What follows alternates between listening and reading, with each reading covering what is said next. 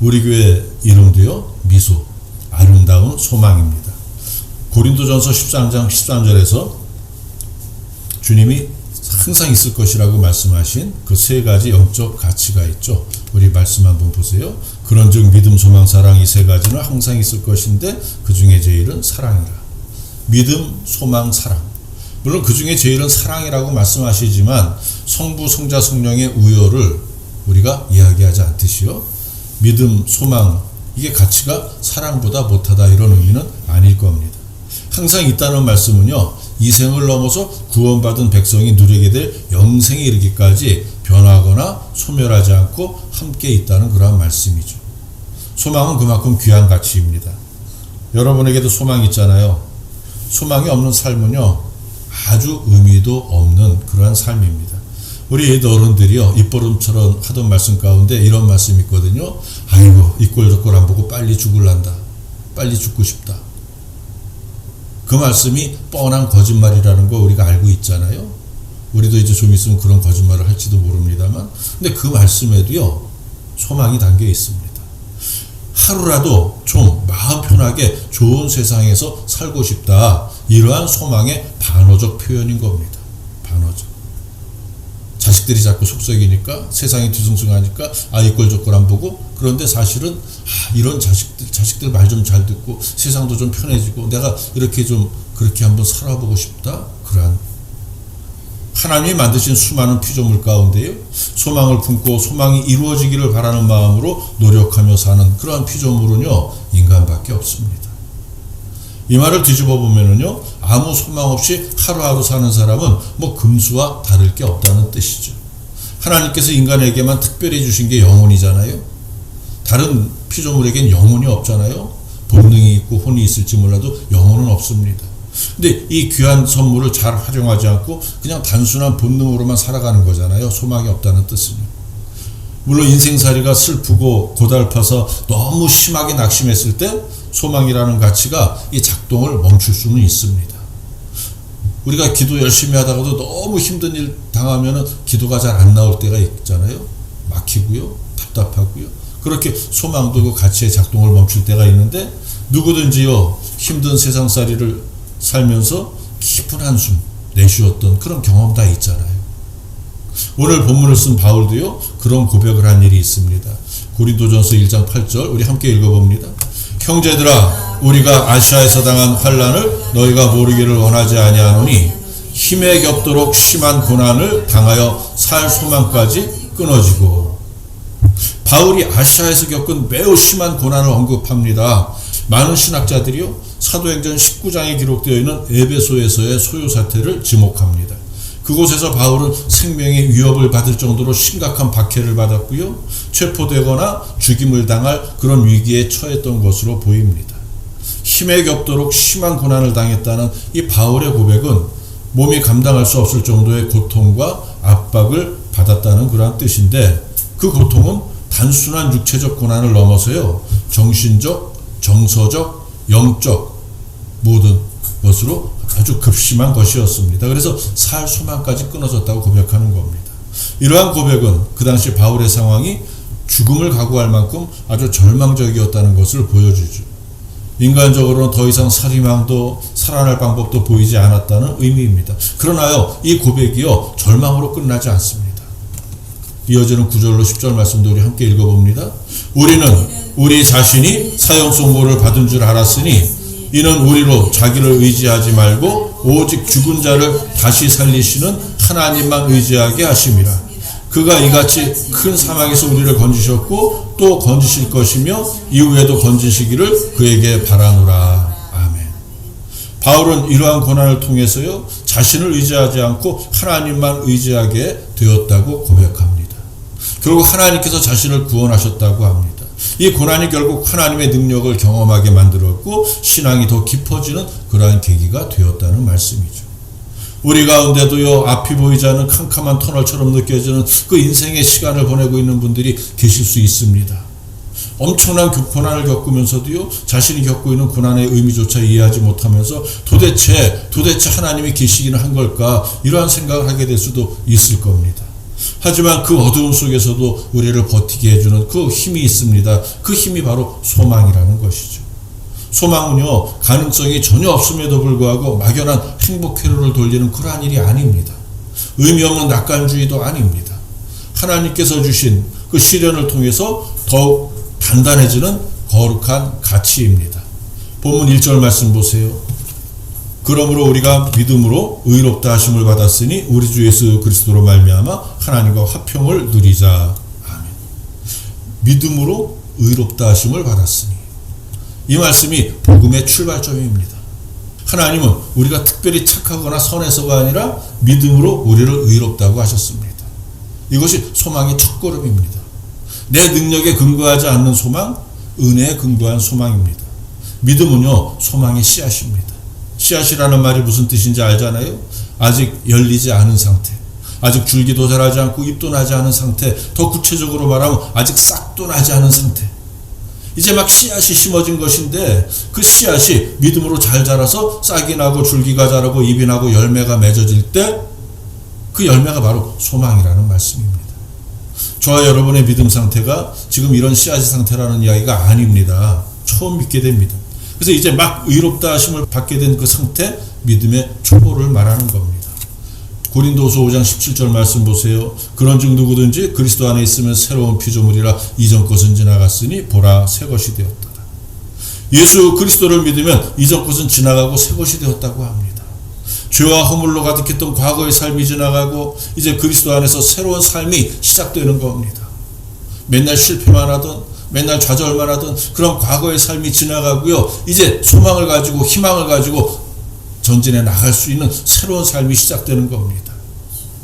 그래서 우리 주님이 그를 의롭다고 해주시는 겁니다. 많은 죄가 있었지만 다 덮어주시고요, 의롭다고 해주시는 겁니다. 그러면 그 사람이 정말 단번에 바뀌어버립니까? 과거의 모든 잘못된 행실을 단번에 모두 정리하고 과거의 잘못된 습관도 단번에 끊어버리고 하나님의 공의와 정의로 충만한 사람이 됩니까? 물론 어쩌다 100에 1명, 1000에 1명 그런 사람이 있을 수도 있지만 거의 그러지 않죠. 시간 차이가 있지만 어느 정도 과정을 거쳐야 하나님의 자녀 예수 그리스도의 제자다운 그런 모습을 갖추게 됩니다. 여러분, 마술에서요, 찬양단도, 그 북한에서 온 찬양단이 특히 그걸 잘합니다. 뭡니까? 막 노래하면서 찬양하면서 옷을 막 바꿔 입죠. 노란색 옷 입었다, 초록색 옷 입었다, 막 눈에 뻔히 보고 있는데 금방금방 색깔이 바뀌잖아요. 이런 그 찬양이나 마술 보셨을 겁니다. 사람이 심성이 이렇게 순간적으로 바뀌어지지 않는다는 겁니다. 수많은 충중이 보는 앞에서 순식간에 옷을 바꿔 입고 노래를 하는 그 마술을 알고 보면 다 속임수여 눈가림이잖아요. 이렇듯이 바로 어제까지 밥 먹듯이 거짓말만 늘어놓고 습관적으로 부도덕한 삶을 살던 사람이 오늘 교회에서 은혜 받았다고 단번에 선하고 이로운 사람이 되기는 사실 힘들다는 말씀이죠. 만약 그런 사람이 있다면 정말 어제까지는 아주 흉악한 깡패였는데 오늘 의인이 되었다면 그 심중을 의심해 볼 필요가 있을 겁니다. 하지만 처음 받은 은혜는요, 앞으로 의로워질 수 있는 삶의 여정이 시작되었다고 인정해 줄 수는 있는 겁니다. 몇 주 전에 제가 도끼살인마 고재범과 연쇄살인범 김대두의 그 회심에 대해서 말씀드렸잖아요. 각각 군인교도소와 일반교도소에서 가장 많은 그 전도를 했던 그 두 인물인데요. 그렇게 흉악하고 잔인무도한 인간들이 교도소 안에서 사형 선고를 받은 후에 주님을 영접하고 완전히 바뀌어서 사형이 집행될 때까지 그렇게 많은 이들을 전도했다. 그들에게는 그 당시만 해도, 지금은 사형을 안 하잖아요. 집행을 안 하잖아요. 사형 선고는 있지만. 근데 그때는 당연히 집행되던 게 사형입니다. 사형 선고라는 당연히 집행되는 그 극단적인 절망의 상황이 있었기 때문에 그 심리 상태가 좀 남다를 수는 있었겠죠. 성령이 강하게 역사하시면 은혜 받고 바로 변화될 가능성이 전혀 없는 것은 아니지만 그래도 완전히 변화되기에는 시간이 필요합니다. 1절 후반부 말씀 보세요. 우리 주 예수 그리스도로 말미암아 하나님과 화평을 누리자. 믿음으로 의롭다함을 받은 우리가 이제 한 걸음 더 나아가서요, 하나님과 화평을 누리는 자들입니다. 이 화평은 단순한 평화가 아닙니다. 화평, 뒤집어 말하면 평화인데 비슷한 뜻이긴 한데요, 그게 아닙니다. 원수가 되었던 하나님과의 관계를 회복했다. 하나님과의 관계가 회복되었다는 것을 의미합니다. 누가복음 15장에 돌아온 탕자 이야기 아시죠? 아버지가 나누어준 재산을 들고 먼 지방에 가서 창기와 허랑방탕하며 살았던 작은 아들이요, 거짓골이 되어서 집에 돌아왔을 때 아버지가 멀리서 그를 보고 달려와 품에 안으셨습니다. 그날 아들은 아버지와의 화평을 이루었습니다. 바로 그 순간 나락으로 떨어졌던 그의 인생에 다시 소망이 생겼습니다. 우리가 하나님과 화평을 누리면 인생의 어떠한 상황 속에서도 우리는 하나님의 자녀로서의 이 정체성을 붙들 수 있습니다. 그것이 소망의 새싹이죠. 이어지는 2절 말씀 보세요. 함께 읽어봅니다. 또한 그로 말미암아 우리가 믿음으로 서 있는 이 은혜에 들어감을 얻었으며 하나님의 영광을 바라고 즐거워하느니라. 아멘. 지금 우리 집사님도 기도해 주셨지만 새로 선출된 대통령이 어떻게 정책을 펴나갈지 우리는 아직 알 수 없습니다. 과연 어떻게 경제를 되살릴 수 있을지 우리는 아직 알 수 없습니다. 하지만 이전, 지금 새 대통령이 되기 전까지의 자영업자들의 상태, 바로 오늘 이 시간 자영업자들의 상태는 거의 죽음과 다름없습니다. 많은 사람들이요, 아침에 눈을 뜨는 게 두렵다고 하면서 살아야 할 이유가 잘 안 보인다는 그러한 하소연을 합니다. 이제는 희망이 없다고 합니다. 현실은 너무 벅차고 미래는 너무 막막하다고 합니다. 비단 자영업자만이 아니죠. 우리는 지금 정치적으로나 경제적으로나 어떤 인간관계 면이나 건강 문제나 많은 산적한 문제들 가운데 참된 소망을 어디에서 찾아야 할지 모르는, 그래서 헤맬 수밖에 없는 이런 불확실성의 시대에 살고 있습니다. 이런 시대 속에서 바울이 우리에게 분명히 말씀합니다. 하나님의 영광을 바라고 즐거워하느니라. 어떤 근거로요, 무엇을 바라고 어떻게 즐거워할 수 있다고 말씀하는 걸까요? 우리는 이 말씀에서 소망의 근거가 은혜 안에 있다는 사실을 알 수 있습니다. 보세요. 또한 그로 말미암아, 이렇게 말씀이 시작하잖아요. 우리의 소망이 예수 그리스도로부터 시작된다는 말씀입니다. 우리가 소망을 품는다고 해서 그 소망이 우리 자신으로부터 출발하는 것이 아니라는 겁니다. 물론 우리가 스스로 소망을 품고 예컨대 삶의 계획, 목표를 세우고요, 그것을 이루게 위해 노력하고 마침내 이루어낼 수 있습니다. 월세방으로 시작한 신혼생활을 이제 전세로 옮기고 작은 자가로 옮기고 조금 더 넓은 집으로 옮기고 차곡차곡 이렇게 인생의 계획을 세워서 나가서 결국 이루어낼 수도 있습니다. 그러나 엄밀히 말하면요, 물론 그것도 중요한 일이긴 하지만 그러한 소망은 영적 가치가 없는 헛된 소망입니다. 하나님의 상급으로 하나님 나라에 영원히 기록될 소망이 아니라 결국 이 세상에서 사라져버릴 그러한 소망이라는 말씀이죠. 오직 예수 그리스도로 말미암아 그분의 십자가와 부활로 인해서만 우리가 하나님께 가까이 나갈 수 있습니다. 예를 들어서 말씀드립니다. 한 아이가 깊은 물에 빠져서요, 자기 힘으로 빠져나올 수 없습니다. 그 절체절명의 순간에 그 아이를 구하기 위해서 아버지가 뛰어듭니다. 그 아버지가 물에 빠진 아들에게 손을 내밀고 아들이 그 손을 잡는 순간 그 아이의 생명이 다시 살아납니다. 우리 소망도 마찬가지입니다. 깊은 죄의 수렁에 빠져서 아무 소망이 없던 우리에게 예수님이 손을 내미셨습니다. 우리는 그 손을 잡으면 됩니다. 그게 소망의 시작이죠. 소망은 예수님으로 인하여 시작됩니다. 그리고 은혜의 자리에서 자라납니다. 이 은혜는 항상 문이 열려있는 하나님의 성전, 교회와 같습니다. 누구든지 예수 그리스도에 인하여 들어갈 수 있고요, 한번 들어가면 다시 나올 필요가 없습니다. 그 영원히 머물 수 있습니다. 그뿐 아니라 그 안에서 자라날 수 있습니다. 씨앗으로 뿌려지고 싹이 나고 줄기가 올라온 그 소망에 잎이 피고 열매가 맺어질 수 있다는 말씀입니다. 예컨대 세상에서 하는 일마다 실패하고 건강을 잃어서 아무 소망 없이 하루하루를 힘겹게 연명하던 사람이 이웃의 전도로 교회에 나와서 하나님의 말씀을 듣게 되었습니다. 하나님이 너를 사랑하신다는 그 말씀이 마음에 딱 박혔습니다. 생전 처음 보는 하나님이라는 이 신이 세상의 실패자에 불과한 자신을 사랑한다는 말을 듣고 은혜 받은 것이죠. 그러면 그 사람이 예배의 자리를 떠나겠습니까? 세상은 그대로입니다. 세상에서는 여전히 초라한 실패자일 수 있죠. 하지만 그 마음에는 하나님께서 주신 은혜로 평안과 소망이 싹트게 됩니다. 그러면 머지않아 세상에서도 실패자의 굴레에서 벗어나게 될 수 있습니다. 이처럼 은혜의 자리는요, 환경이 아니라 방향을 바꾸는 자리입니다. 세상이냐 하나님이냐. 말씀 보세요. 하나님의 영광을 바라고 즐거워하느니라. 우리가 품는 모든 소망의 최종 목적지는 하나님의 영광이 되어야 합니다. 바울은 단지 어려움을 견디는 것이 소망이 아니라고 말합니다. 하나님의 영광을 바라보는 것, 그것이 참된 소망입니다. 이 말은 단순히 천국만을 말하는 게 아닙니다. 현재의 삶 속에서도요, 하나님의 임재와 계획, 변화의 손길을 경험할 수 있다는 그러한 뜻입니다. 그리고 궁극적으로 영광스러운 하나님과 얼굴을 맞대고 사는 그 날이 반드시 온다는 확신입니다. 바울은 이 사실을 믿고 있었습니다. 그래서 감옥에서도 찬송할 수 있었습니다. 자신의 마지막이 이 세상에서의 실패나 고통이 아니라 하나님의 영광이 될 것이라는 그 사실을 확실히 알고 있었기 때문입니다. 자, 그럼 우리는 어떤가요?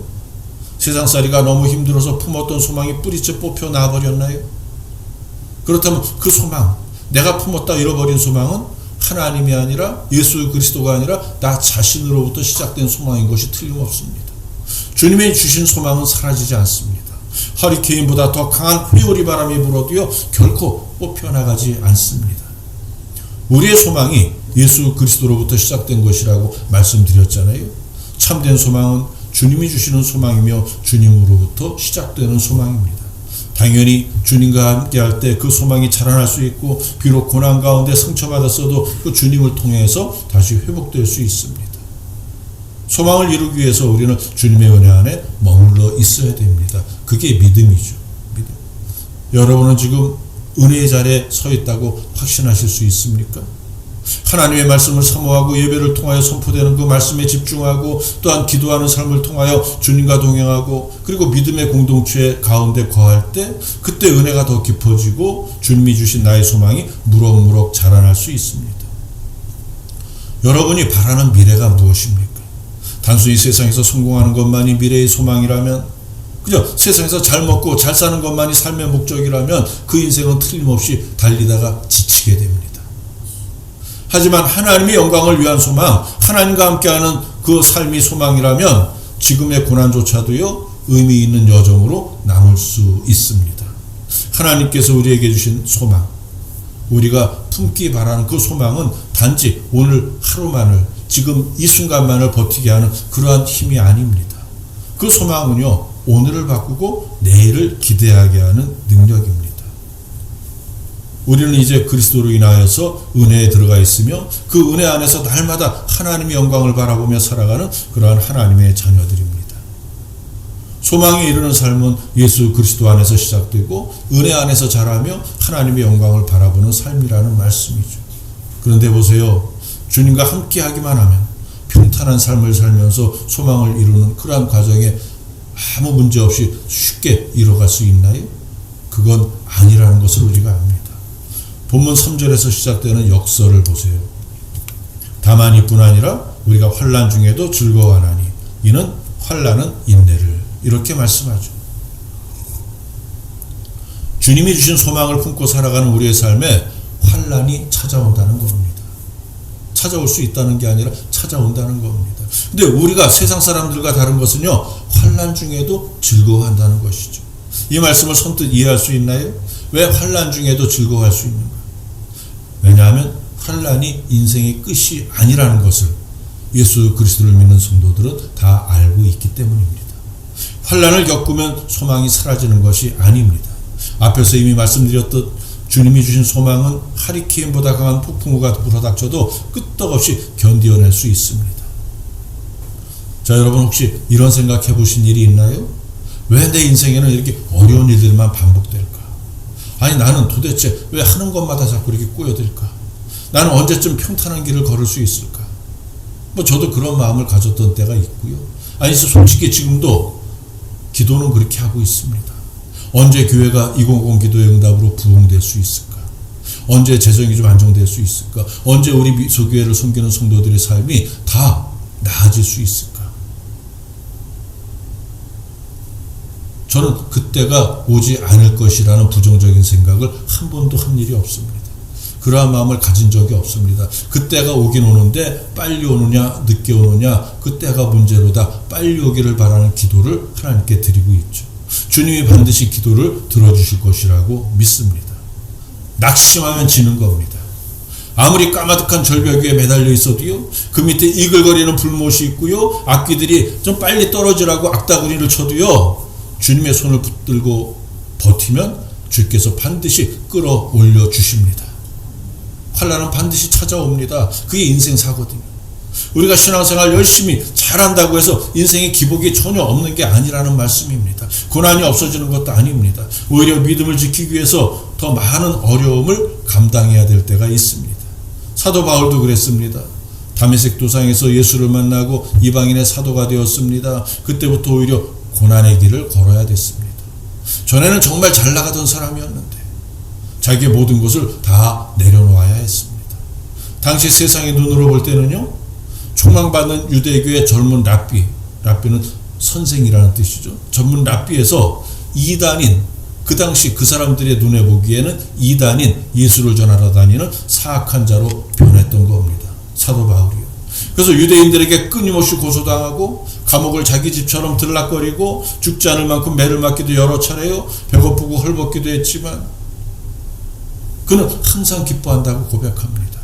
고난이 무조건적인 불행이 아니라는 것을요, 하나님께서 우리를 인내하도록 훈련하시는 그 기회라는 사실을 알기 때문에 즐거울 수 있는 것, 기쁠 수 있는 겁니다. 어느 목수에게요, 2개의 나무가 주어졌습니다.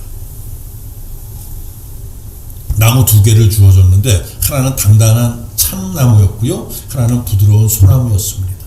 목수는 참나무를 깎아서 배를 만들고요, 소나무로는 벤치를 만들었습니다. 배를 만드는 일이 몇십 배 더 아주 힘든 일인데 기왕이면 부드러운 나무로 만드는 게 훨씬 더 쉬운 일일 텐데 왜 힘을 들여서 단단한 참나무로 배를 만들었을까? 이유는 간단합니다. 거센 파도를 견뎌내려면 나무가 더 단단해야 되기 때문입니다. 노아와 그 가족이 100년이 넘도록 방주를 지었습니다. 동양 사람 얼굴이네요. 방주를 지었습니다. 솔직히 하나님이 좀 지어주실 수도 있잖아요. 아니 좀 더 쉽게 지을 수도 있잖아요. 하지만 그들은 변변한 장비도 없이 오랜 시간 방주를 지어야 했습니다. 이게 쉬운 일이었을까요? 아주 힘든 일이었을 겁니다. 이 방주 짓는다고 당장에 뭐 자기들 재산이 불어나는 것도 아니잖아요. 호식할 수 있는 일도 아니잖아요.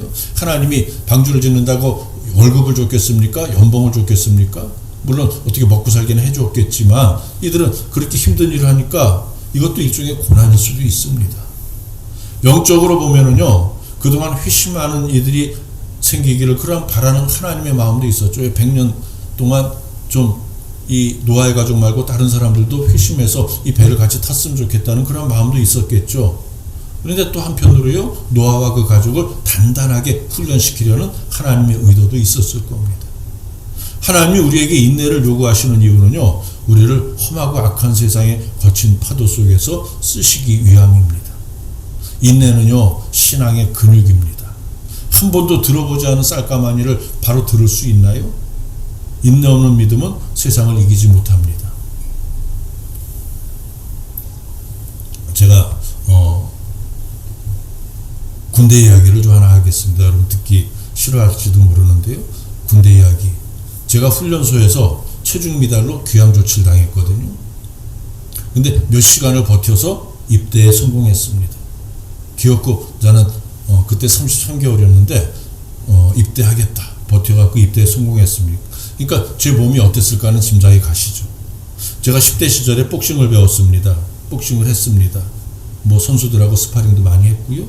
그래서 순간적인 운동신경이나 지구력은 강했습니다. 지금도 그것은 좀 그렇습니다만 근데 근력은 약했습니다.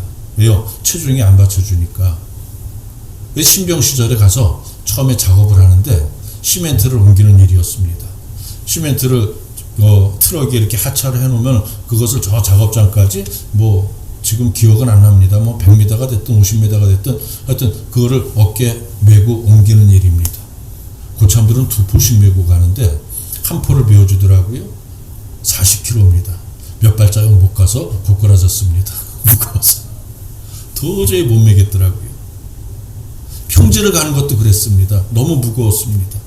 하지만 제가 일병 고참이 되었을 때, 그러니까 군대 생활을 시작한 지 한 10개월쯤 좀 지나서 10몇 개월 되었을 때는 60kg짜리 쌀포대를 너끈히 지고 다녔습니다.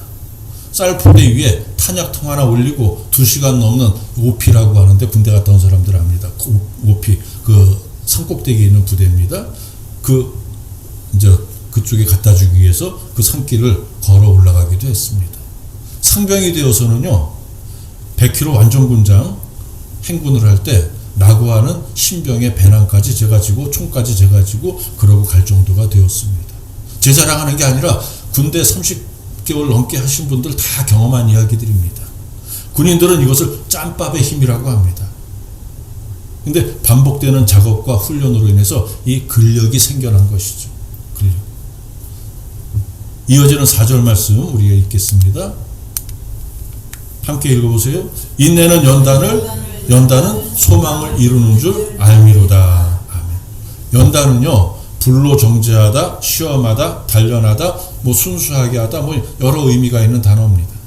성경에서 연단은 금속에서 불순물을 제거하기 위한 과정입니다. 고온의 불 속에요, 이 금덩어리를 넣고요, 거기서 이제 여러 가지 불순물이 섞여 있잖아요. 그것을 이제 계속해서 재련해가지고 결국 정금, 순금을 만들어내는 그 과정, 이걸 연단이라고 하죠. 사람의 믿음이나 인격을 정화하는 과정, 이걸 연단이라고 합니다. 하나님 우리 안에 있는 교만, 우리 안에 있는 지나친 자기의, 우리 안에 있는 불신앙, 이거 다 고난의 불을 통해서 태우시는 겁니다.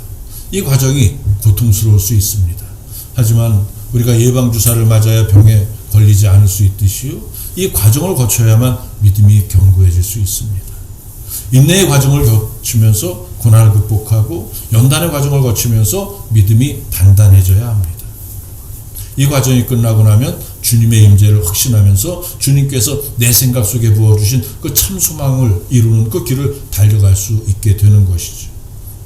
이 과정도 절대로 쉽지 않습니다. 힘들고 어렵습니다. 숨이 막힐 정도로 고통스러울 수 있습니다.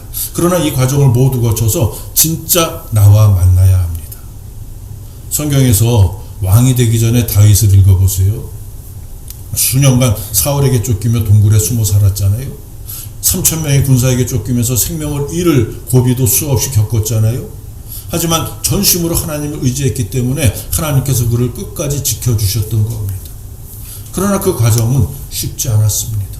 그때 하나님께 받은 연단, 그게 그가 위대한 왕으로 세워진 동력이 된 것이죠.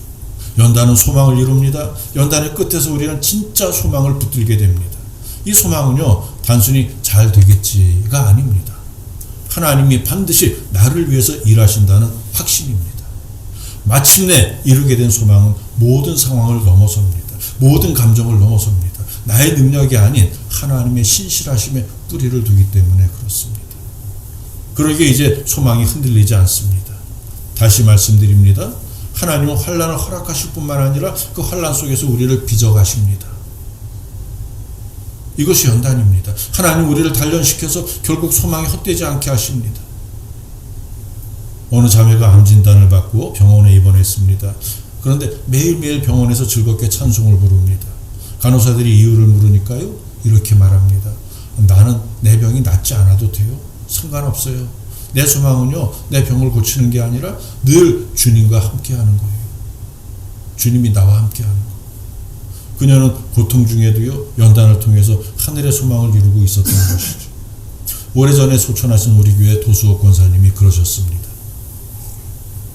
와병 중에도요, 우리 교회 와서 2년 남짓 이제 투병하시다가 소천하셨는데 항상 주님과 함께 하신다는 그 믿음으로 평강의 삶을 유지하셨고요. 그래서 이제 폐암을 앓으시면서도요, 전혀 고통을 느끼지 않으셨습니다. 의사들은 이거 찍어보면 알잖아요. 그래서 담당 의사가 이 정도면 통증이 상당할 것이다. 그래서 진통제를 계속 처방해 주는데 권사님은 하나도 안 아프다면서 진통제 하나도 안 드셨습니다. 그리고 늘 밝은 표정을 잃지 않으셨습니다. 호스피스 병동에 계신 동안 제가 하루도 빠지지 않고 가서 기도해 드렸는데, 제가 막상 가면 거의 3시에 갔거든요. 매일 3시에 가면 아니 바쁜데 왜 왔어 오지 말라고 핀잔을 주시는데요. 어쩌다 일이 좀 늦어서 5시쯤 가니까 나올 때 간병인이 따라 나와서 권사님이 많이 기다리셨어요 그러더라고요. 소천하시는 날까지도요, 커피를 즐기고 자는 듯이 소천하셨습니다. 권사님은요, 소망을 이룬 것이죠. 우리가 예수님 안에 있다면 그 환경 속에서도 소망을 이루는 삶을 살 수 있습니다. 소망을 이루는 삶에 어떤 열매가 맺어질까요?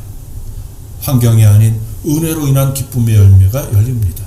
물질의 많고 적음이 문제가 아니라는 겁니다. 인내의 성숙을 통해서 쉽게 흔들리지 않은 영적 뿌리가 생깁니다. 하나님께서 결국 나를 이끄신다는 그런 확신의 열매가 맺어집니다. 또 이게 중요한데요, 증인의 삶을 살게 됩니다. 증인, 나의 삶이 다른 이들에게 소망의 통로가 되게 한다는 그러한 말씀입니다. 결론입니다. 하나님은 저와 여러분의 삶이 소망을 이루는 삶이 되기를 원하십니다. 소망은 환난을 없애는 게 아닙니다. 중요한 말씀입니다. 소망은 환난을 없애는 게 아니라 환난을 이겨내는 힘입니다.